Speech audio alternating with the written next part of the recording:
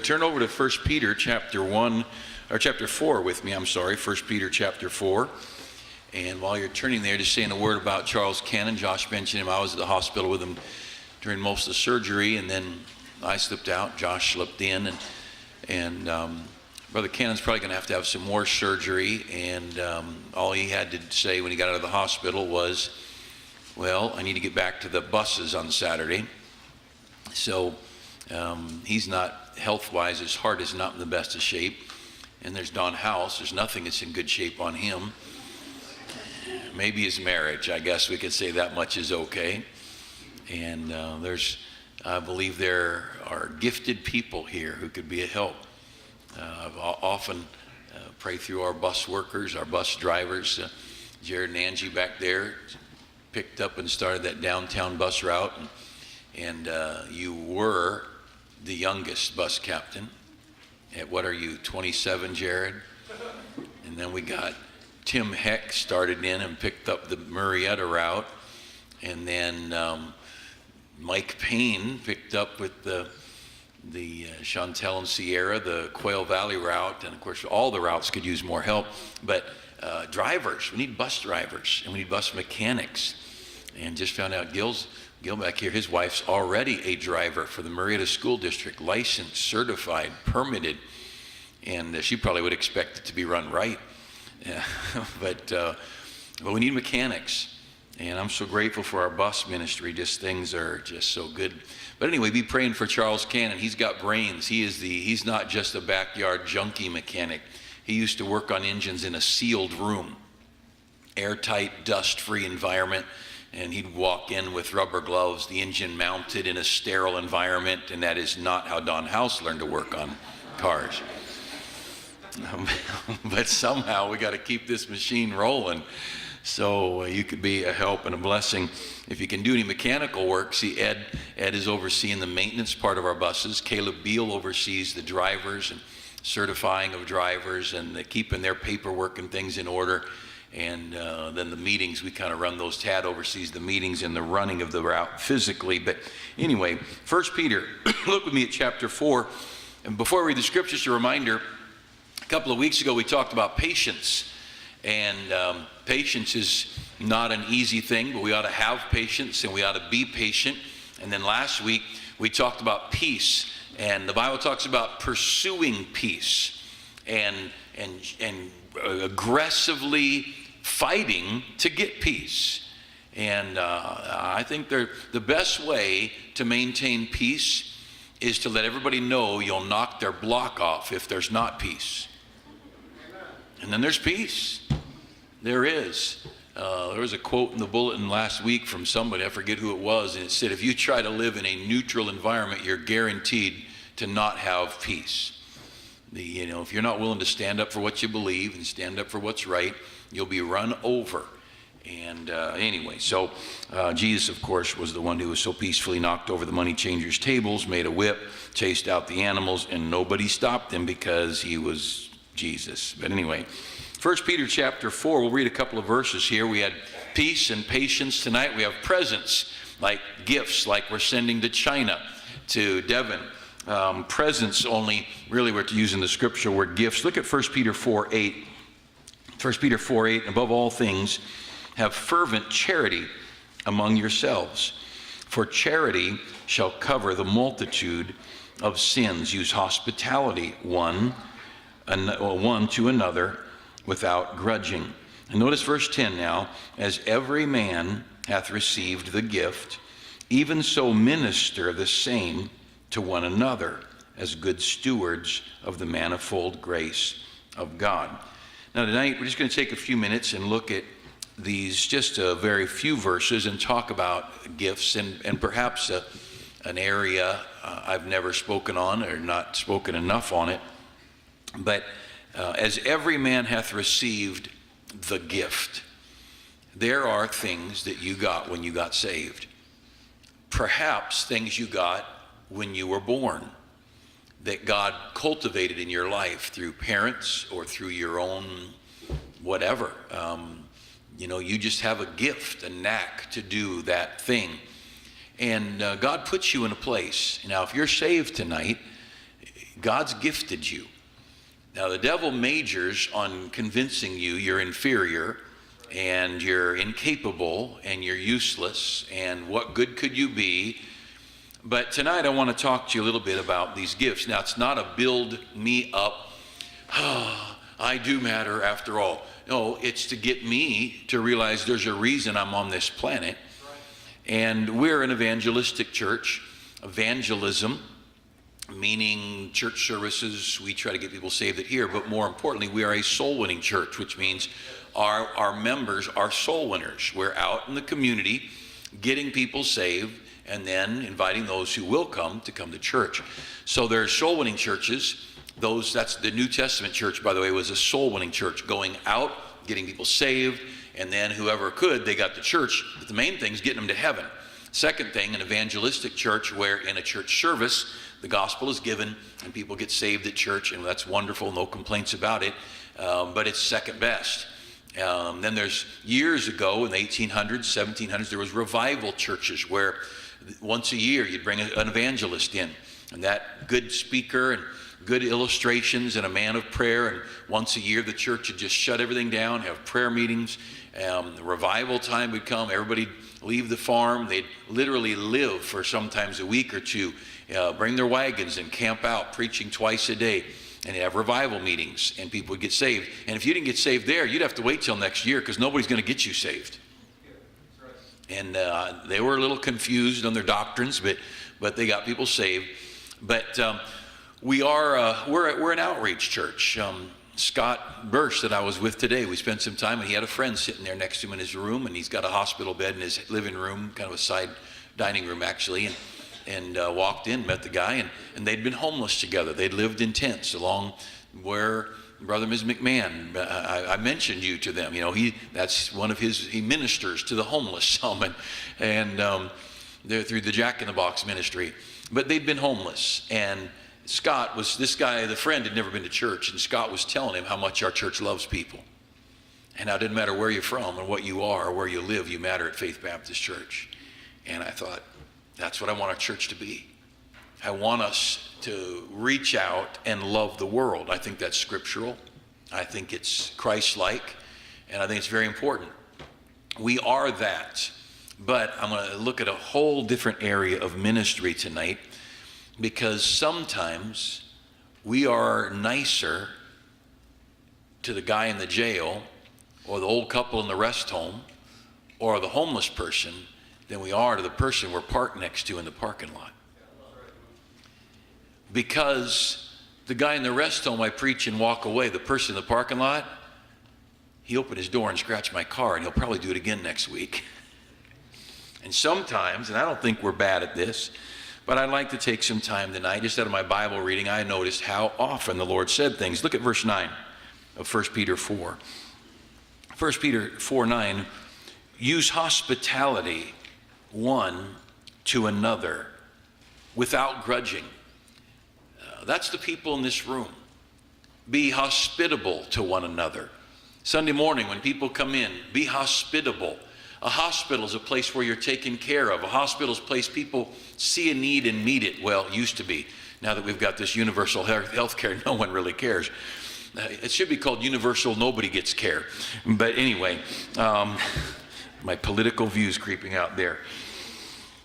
Remember the days when you go to the doctor, he'd write you a referral, you'd go to the hospital, you'd have surgery, you'd go home. Anyway, that's old days, back when people had Bible in the school and all.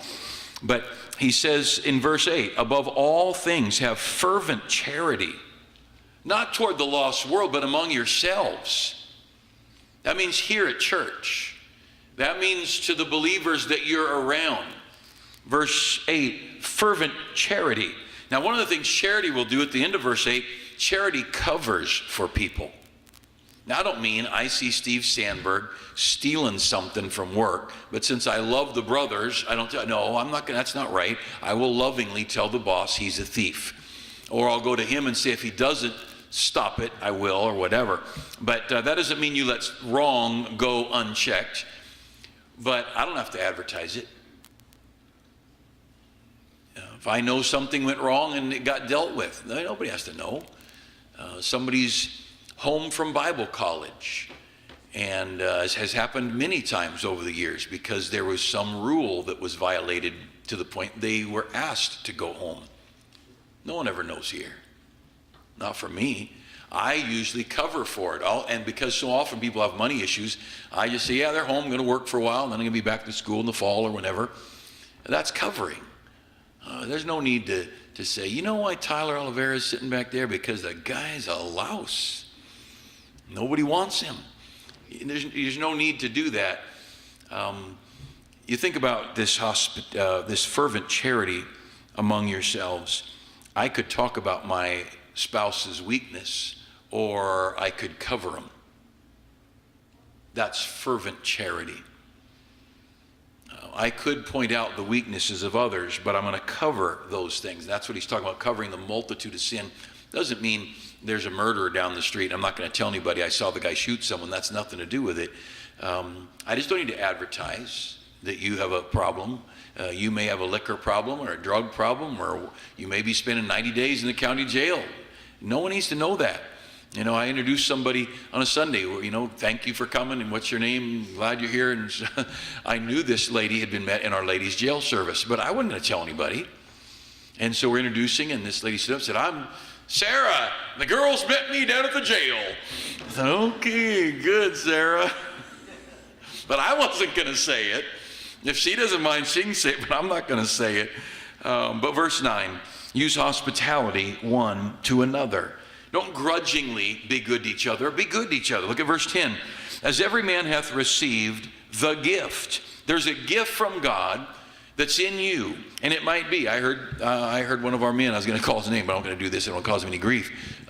Say, I just feel like one of the things that God's given me that I can do is to help people in this area. And he's very good at it. And he does. He helps lots of people in that area. There's gifts where we say, you know what, I can do this thing. Let me minister to the saints. This isn't soul winning. This isn't preaching in the jail. This isn't running a bus route. This is just me loving on the folks I'm going to spend eternity with. Can I minister? Can I take these gifts and minister, verse 10, the same one to another as good stewards of the manifold grace of God? So God gives you this grace, God gives you this ability, and you take that grace and you minister that grace as a good steward. I've got this money, someone trusted me with it, I'm an investor, I'm a stockbroker, whatever, and they give me this money. Well, my job is to make sure their money makes more money. That's my job. Otherwise, I'm a bad steward. Well, if God gives me the ability to do something and I fail to use that gift to minister to others, I'm not a good steward.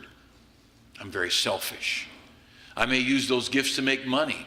I may use those gifts to get a good name for myself. But God says I'm supposed to use those gifts to minister to others. Look at verse 11. Verse 11, same chapter, 1 Peter 4.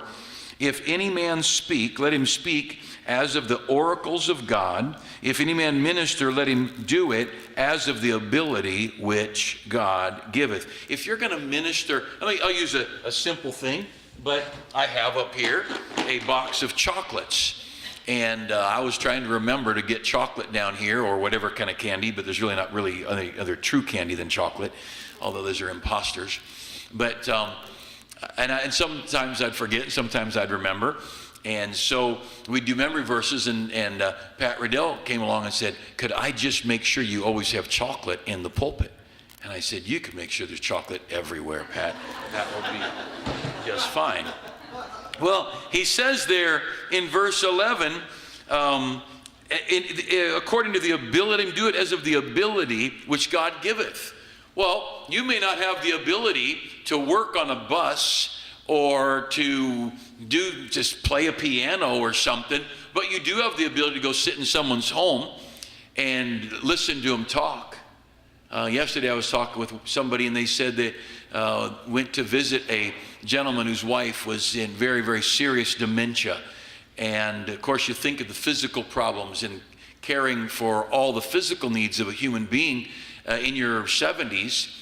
But they said they realized at one point, they said, I just sat down and they talked for an hour. They wanted someone to talk to. and to minister to somebody.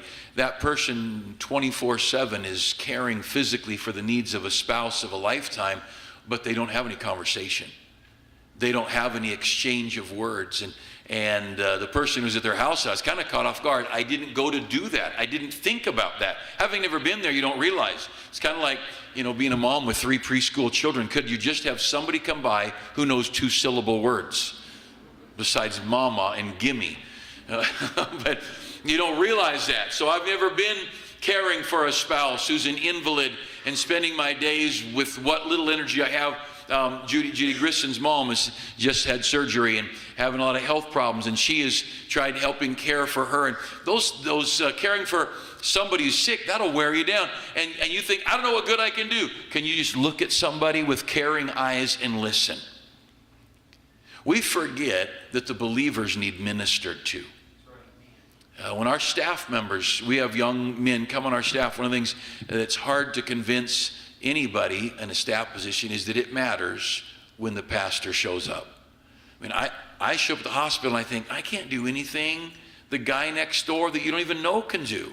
But the fact I'm there ministers grace to the hearers. And so in verse 11, he says, in the middle of verse 11, he says, let him do it as of the ability which God giveth. And of course, the reason, the next line, that God in all things may be glorified. It's not that you get any credit, it's that you glorify God. The men who can sit, or ladies who can sit in a jail cell or in a jail meeting room, what a wonderful thing to bring love to a place that's not loving. To bring tenderness to a place where there's perhaps very little or no tenderness. To bring sincerity in a world of deceitfulness. All these things. This last year we had a ministry that Trish Ruppel got going, and she was little by little helping us as a whole do things for college-age young people of missionaries. And so here we've got young people who grew up. Henry and Tammy Gonzalez went to Honduras, Guatemala, somewhere in the middle of down below us. And their boy's never been anywhere. Do you know him, John? He's in school with you guys, right? You know where he's from? South of us. Yeah, doesn't matter. But it's his first time really. How'd you like? You spend your whole life in another country, and then they fly you up to this school and plop you into a dorm with people who live on their phones and their iPads and tablets. It's a culture shock. And then to have a church that you don't even know send you a care package with goodies and notes and a Walmart card, ministering grace according, verse 11, to the ability God giveth. You might say, well, I don't have much money. Can you bake some chocolate chip cookies for a college kid whose parents are in New Zealand? There's a young man I saw at Howells Anderson graduation. I met him a few years ago. He was actually out here, visited us once. When his parents flew him to America, he knew he would not see his parents again until he graduated from college. There's no money to travel like that. And Nick Watt was in school with Josh and Carly, and Nick Watt got saved through the ministry of Mark Bushy, one of our missionaries, and Nick felt the Lord would call him to preach. He comes to America. He stayed here 4.5 years, never saw home, never, single mom, only child, single mom raised him, bus kid, if there were buses in New Zealand, and there aren't. But he grew up there and getting rides, and 4.5 years later, he sees his mom for the first time and comes home to work with his pastor, and then the rotten pastor leaves and says, you can have the church. That's a tragic thing to do to a 22-year-old kid. I wouldn't want to take Mark Bushy's place, let alone anyway. But he's doing a great job. But you know what? Here's a young man far from home. But what we are doing with that one ministry is just our missionaries. They're across the world. Who's looking after our missionaries' kids? And again, to minister according to the ability that God giveth us. Look over, let's look at a couple of the verses, if you would. Look over to Romans chapter 12. Romans 12, and you'll see the same principle here in Romans chapter 12. And I know this isn't the exciting hip, hip, hooray Bible study, but it sure is if you're on the receiving side of this stuff. Romans chapter 12. God did not give you your abilities or your gifts or your talents to just make money. I think Kobe Bryant is a thief because God gave him every ounce of his physical and mental ability, and he owes God. I don't mind him playing basketball. He ought to be teaching a Sunday school class. Could you imagine how many kids we could have on a bus if Kobe Bryant was the bus captain? Wouldn't that be great? Say, well, it wouldn't be impossible. It's reasonable. Who put 10 toes on his 2 feet? Who put that eye-hand coordination together? Who gave him the ability to go from a high school team to starting with a professional team? That's not natural. He didn't get that because he practiced hard. That'd be the height of stupidity and arrogance. And I left from high school to a small school, a AAA college, and I was still out of my class. The idea of going from high school to professional, I just will fly to the moon flapping my arms. It's unbelievable. The Madonnas of this world, every note they sing, if they ever hit a note, they ought to be singing in a church choir. Every one of them. And we don't realize how much we owe God. And so, looking here at Romans chapter 12, look with me at verse 6. He says, having then gifts differing according to the grace that is given to us. So if you don't have to look back, but if you go back to where we were in 1 Peter chapter 4, it talks about, as every man hath received the gift, even so minister one to another as good stewards of the manifold grace of God. The grace is a gift. God gives you something. You didn't get it because you worked hard. You didn't get it because you're so talented. God gave you something. And he says in verse 12, having then gifts differing according to the grace that is given to us. So God, I'm not a pastor because I've studied how to preach. My 2nd grade teacher told my mom he will either be a preacher or a politician because he never shuts up. And I'm not sure that was a gift or grace, but I was saved weeks, maybe months at the most, before I had groups of college students hanging around me after class, asking questions, and I was talking Bible with pre-law and pre-med students. It wasn't because I was smart, I could barely read. There's a grace that God gives us, and we're all different for our skills and our abilities. And some of you manage. It's a natural thing. Talk to Brother Mahia here about numbers and businesses and products and gross and net, right? You can talk those things, Brother Ray. That's his thing. Well, he didn't sit down as a 10-year-old and think, I am going to focus on numbers. I mean, you might say that about girls, but no one does that with numbers. There's things God makes us. Now, the fact is, you're no accident. And you young people here, teenagers and young adults and single and young married couples, you have been given some things. And again, sitting there with Scott Burse on who knows how many days Scott's got left on this earth. But he's telling the guy next to him, man, this is a great place. And these are great people. He's preaching to him. I wish I'd had a tape recorder. And what gifts that Scott has in his spirit, he's reaching out to a former co-homeless person, just sharing with him the love of God and the love of a church. And don't tell me you don't have some gifts to minister to people. So he says these gifts differ in verse 6 of Romans 12. Having then gifts differing according to the grace that is given to us. And whether prophecy, that's preaching and upfront talking and teaching. It's not prophetic telling the future. It's not crystal ball stuff. Let him prophesy according to the proportion of faith.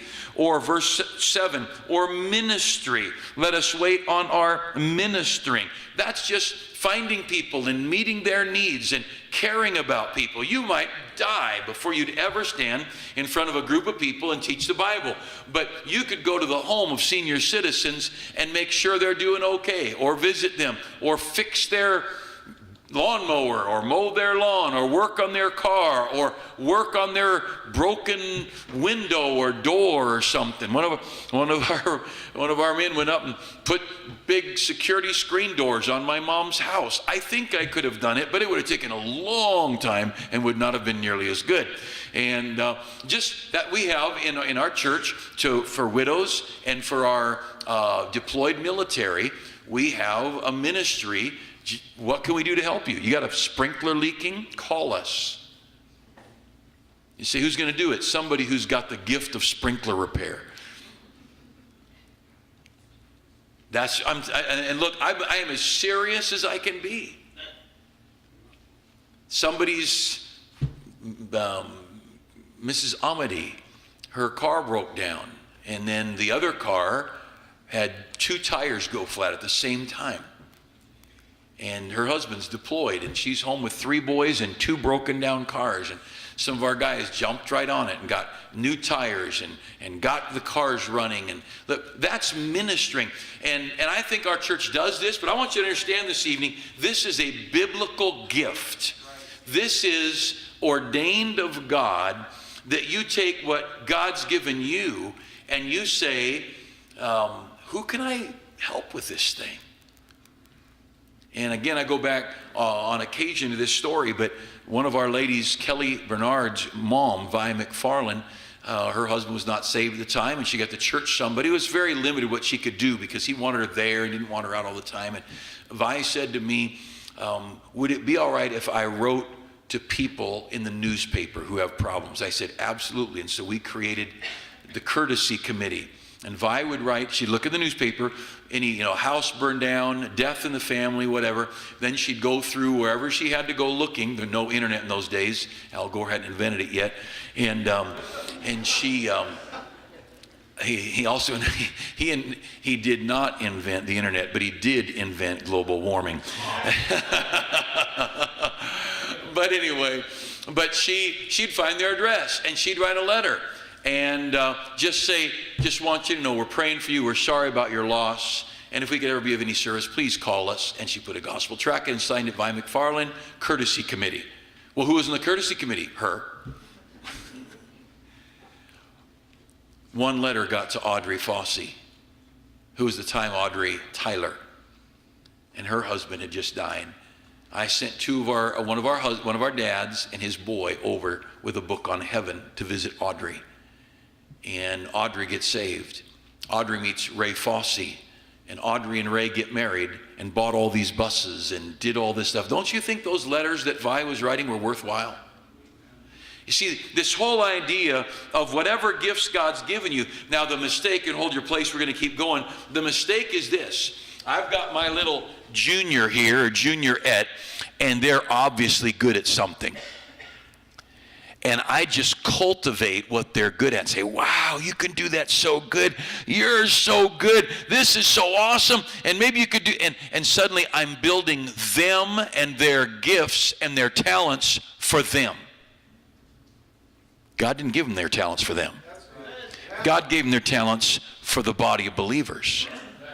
And whatever good my kid can do, whatever gifts my child has, I should be nurturing and cultivating those gifts so that my child can go out to minister.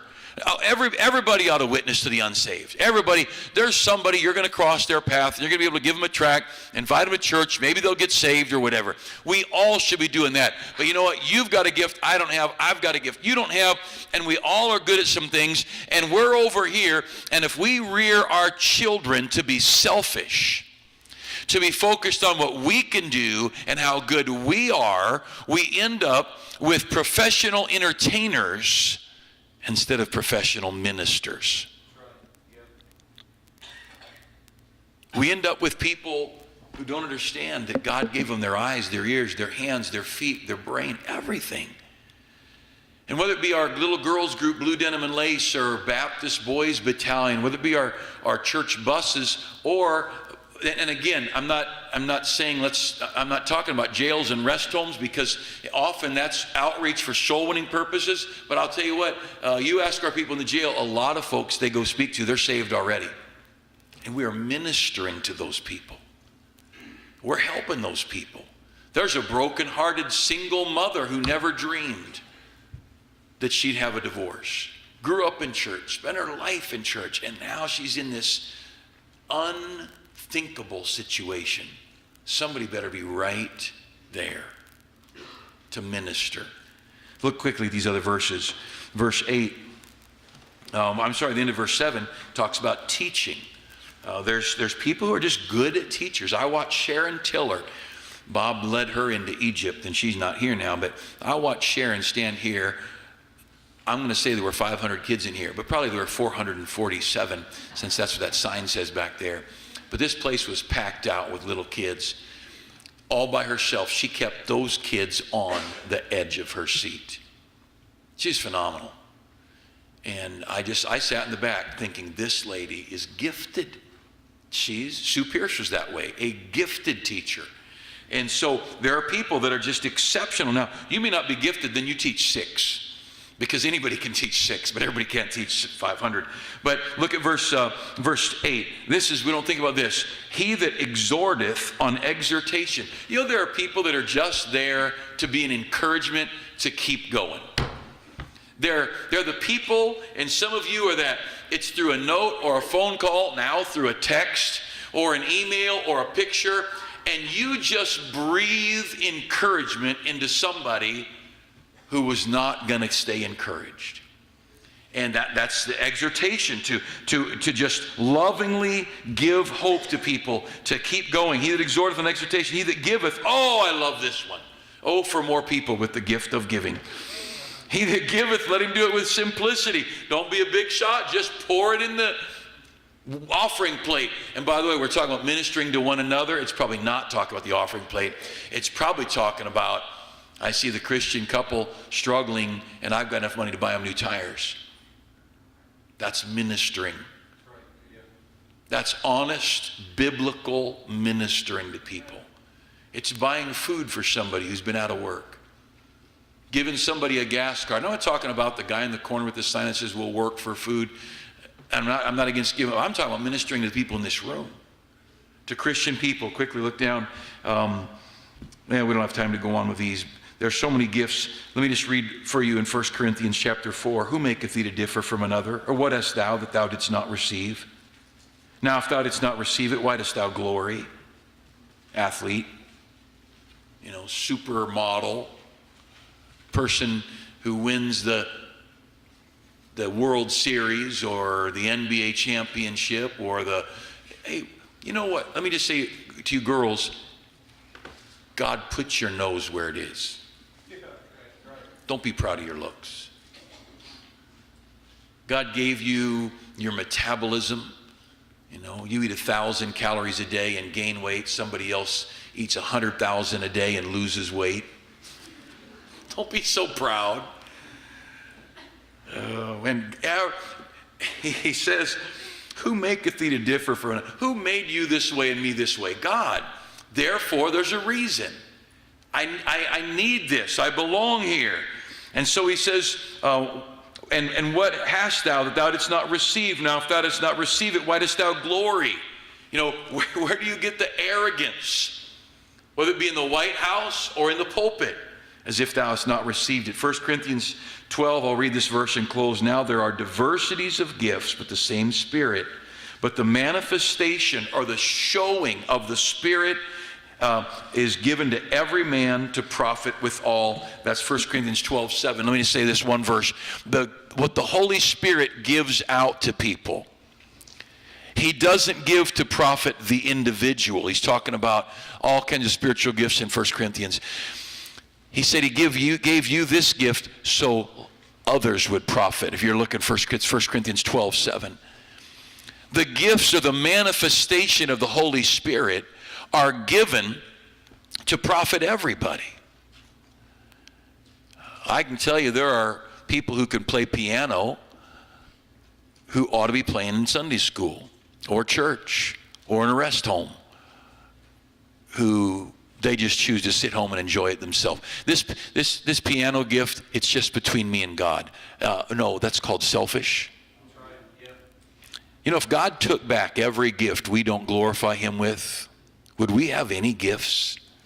And I realize I'm preaching to the choir because this is the most giving and serving group of people. But I want us to remember as we're rearing children, we're second and going on third generation people in this room.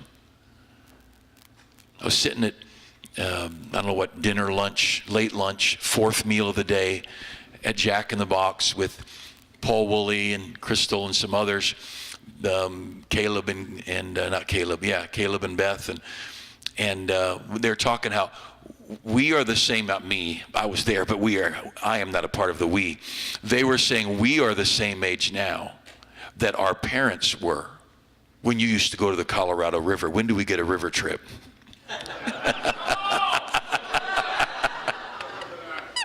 I said, go talk to Paul Young. He knows about river trips.